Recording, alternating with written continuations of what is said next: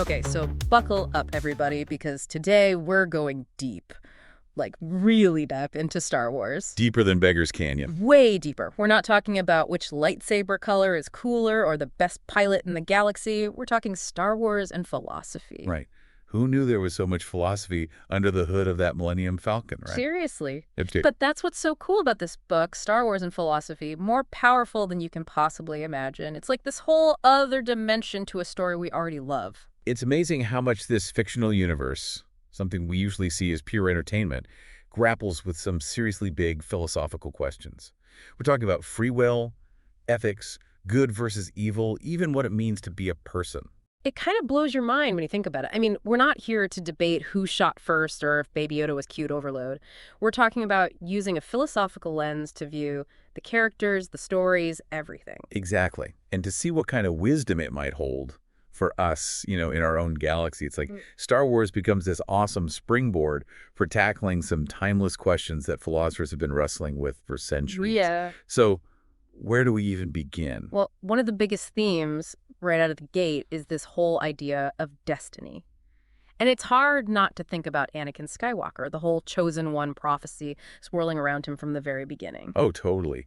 Makes you wonder if Anakin ever really had a choice in becoming Darth Vader. Like, was it all just inevitable? Did he have free will, or was it all preordained? Man, that's some heavy stuff. Right. And it's something we see throughout the saga, this tension between knowing the future versus choosing your actions in the present. It's like that feeling you get when you're facing a big decision and you start to wonder if it even matters what you choose. Totally. And Star Wars is full of these moments that make you question free will.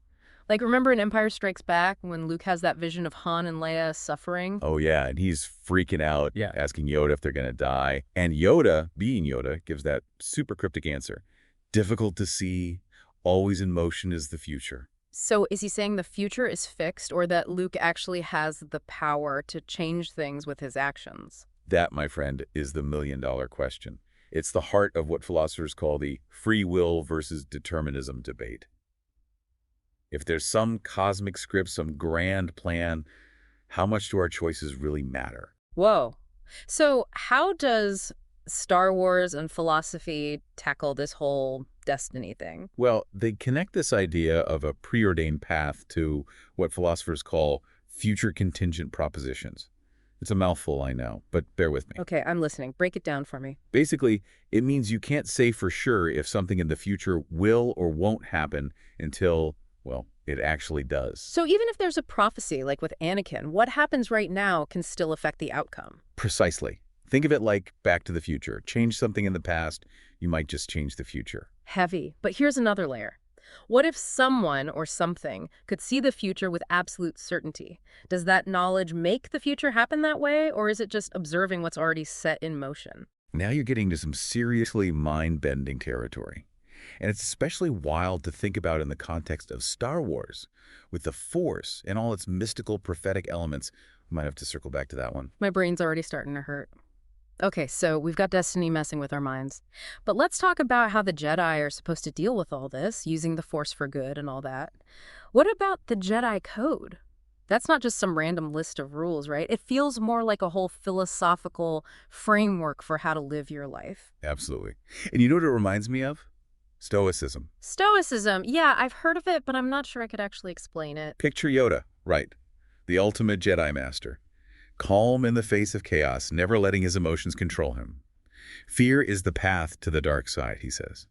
That right there is a very Stoic principle. You're right. It's all about focusing on what you can control, accepting what you can't, and trying to be a good person. And isn't that what the Jedi training is all about? Finding that inner peace, keeping those emotions in check, choosing the light side. Exactly. The book even points out this parallel between the Jedi and Stoics. It argues that the Jedi Order's emphasis on emotional regulation, on discipline and detachment, it's got echoes of Stoicism all over it. But Anakin definitely didn't follow those rules, and look what happened to him. Which brings us to a really interesting point. Stoicism also values compassion, which is where Anakin's story takes that dark turn. His whole descent to the dark side is fueled by fear of loss, his attachment to Padme. That goes against the Stoic idea of accepting what you can't control and not letting those attachments rule your actions. So it's like the Jedi are trying to embody this Stoic philosophy, but Anakin's downfall kind of exposes the flaws in that system. It makes you wonder, are the Jedi truly stoic? Or are there some fundamental contradictions there? Man, I'm already starting to rethink everything I thought I knew about the Jedi, and this is just the beginning. Oh, we're just getting started. There's a whole galaxy of philosophical insights waiting for us in Star Wars. Okay, so we've talked about destiny and free will, and even found some Stoicism hidden in the Jedi Code. What other philosophical mysteries are lurking in this galaxy far, far away? Well, we've got this mysterious force connecting everything, right? But what if we think about the force through the lens of causation? What makes things happen? Okay, I think I'm following. We see Jedi using the Force to do some pretty incredible things in the movies. Moving objects with their minds, influencing thoughts, even catching glimpses of the future. It's part of what makes the Star Wars universe so cool, but can we really explain it with our normal ideas about cause and effect? Like the cause being a Jedi concentrating and the effect is, I don't know, an X-Wing levitating out of a swamp. Doesn't quite match up with my everyday experience. Exactly. And it's a question that's been puzzling philosophers for centuries. Take David Hume, for instance. He said a true cause has to tick 3 boxes. It happens before the effect, there's some kind of contact involved, and there's a consistent reason why that cause always leads to that effect. So, like, if I accidentally knock this glass over, the cause is my butterfingers. It happened before the glass shattered. There was that unfortunate contact. And the reason it always goes down like that is, well, gravity. You got it. But the Force, it's like it doesn't even care about those rules. When Luke uses the Force to pull his lightsaber to him on Hoth, there's no direct physical contact. And the connection between his thoughts and that lightsaber flying into his hand, not exactly something we can measure with science. It's like trying to measure magic or something. But that's what makes the Force so fascinating, right? So how does the book deal with this idea of the Force basically ignoring our usual ideas about cause and effect? Well, they look at different philosophical approaches to causation and how much we rely on observable patterns to make sense of it all. But the Force, it just throws a wrench into that whole system. It makes you question if maybe our understanding is just too limited. Like our brains are stuck in this world of 5 senses, so we can't even grasp what's happening with the Force. That's the question, isn't it? Is the Force not a real cause? Or are we just not asking the right questions yet? Maybe it's showing us there are forces at play in the universe that we haven't even begun to comprehend.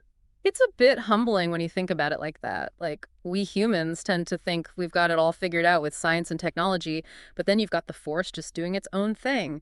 Reminds us there's still so much mystery out there. Absolutely. And that sense of wonder, that willingness to question what we think we know, that's what philosophy is all about. And Star Wars, with its blend of science fiction and fantasy, it gives us the perfect space to explore these big, mind-bending ideas. It's like using a whole galaxy as our own philosophical laboratory. Okay, so the Force might be turning our understanding of cause and effect upside down. But what about technology? Star Wars has no shortage of futuristic tech. Droids, lightsabers, hyperspace travel. I bet there are some philosophical dilemmas hiding in there too. You bet. In fact, the book dives into this concept called enframing. It's a term coined by this philosopher, Martin Heidegger. Enframing. Okay, that's a new one. I'm all ears, though. It's a mouthful, I know. But the basic idea is that technology can actually change the way we see the world, sometimes without us even realizing it. Like, instead of appreciating a mountain for its beauty, its natural grandeur, we start seeing it just as a source of coal or a challenge to build a road through. We reduce everything to something to be used or controlled. Exactly. We lose sight of the inherent value of things, and instead, we just see them as resources to optimize or exploit. So is that kind of what's happening in the Star Wars galaxy, too? Think about the Death Star. If there's ever been a symbol of technological might gone wrong, it's that thing. It represents this mindset where technology equals domination, bending the universe to your will, even if it means obliterating entire planets in the process. Talk about enframing taken to the extreme. But it's not just the Empire, is it? The Jedi, with their lightsabers and using technology to enhance their abilities. I mean, they're trying to bring peace, but maybe they're also contributing to this enframing of the universe, like they're losing sight of the natural balance of the Force. Now you're getting it. And the book really challenges us to think about this, both in Star Wars and in our own world. What's our relationship with technology? Are we using it to connect with each other, make life better, solve problems? Or are we losing touch with what makes us human?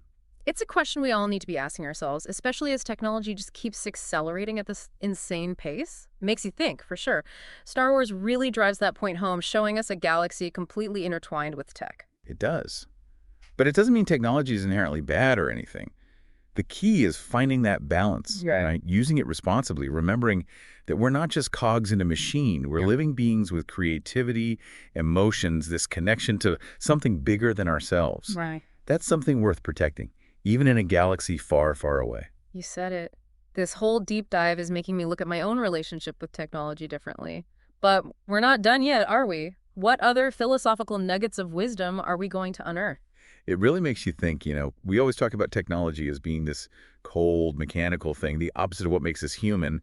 But Star Wars, it kind of flips that on its head, doesn't it? Yeah. Even with someone like Darth Vader, who's more machine than man at that point, you still see that very human struggle going on inside him. Exactly. All that tech, and yet the heart of the story is still about those human elements. So true. And speaking of the human element, we've talked about droids and their potential for personhood.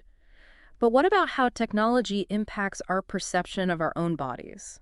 In a galaxy with bionic limbs and cloned armies and all that, what does it even mean to be human? That's where things get really interesting. The Yeah. book actually brings up Aristotle. Yeah. Aristotle. He believed that the soul and the body were totally inseparable. Like, Yeah. our physical forms are a fundamental part of what makes us, well, US. Which makes sense, right? Everything we experience, our senses, emotions, it's all tied to this physical body. But then you look at Star Wars, and that line starts to get blurry. Totally. Remember when Luke gets his hand chopped off by Darth Vader? Talk about a traumatic experience for you. Yeah, intense. But when he gets that bionic replacement, he's not freaking out about it. He's checking it out, marveling at how real it feels. It's such a powerful scene, and it really makes you wonder if we can replace parts of ourselves with tech that works just as well, if not better, does that actually change who we are? Does it make us less human? That's the million-dollar question, Right. And it was one we might have to face for real as technology keeps advancing. Are we heading towards a future where we can just enhance and upgrade ourselves without losing what makes us human? Or do we risk becoming, well, more machine than human ourselves? Okay, now that's both exciting and terrifying to think about. Kind of like that scene in Attack of the Clones on Camino where they're creating the clone army. I mean, incredible technology, right? But it's also kind of disturbing. These beings who are technically human but created to be soldiers. No individuality, no choice. Makes you question the whole idea of personhood. Right. It definitely challenges our traditional ideas about what it means to be a person. And it forces us to confront some uncomfortable truths about how we use technology. Are we using it to empower ourselves, overcome limitations, or are we in danger of becoming slaves to it, letting it dictate our values, our sense of self? Okay, my brain is officially fried from all this philosophical heavy lifting. We've covered a lot of ground, that's for sure. From destiny and free will to the mysteries of the Force, the impact of technology on our humanity. But I think if there's one big takeaway from all of this, it's that Star Wars, even though it takes place in a galaxy far, far away, it still speaks to something deeply human within us. Totally.